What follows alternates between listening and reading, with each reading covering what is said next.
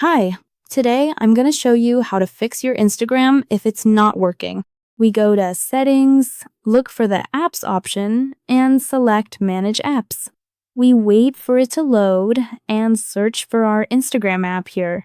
Once inside, we clear the data, delete all data, say yes, and with this, we also clear the cache.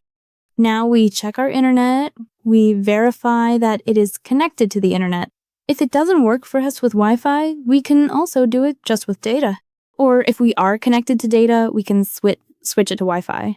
If it still doesn't work for us, we go to the Play Store app, search for Instagram, and verify that we don't have any pending updates.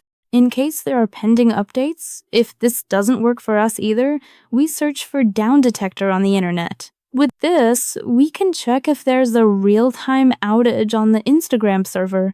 We search for Instagram here, select the top result, and it tells us that right now, users aren't reporting any issues with their Instagram.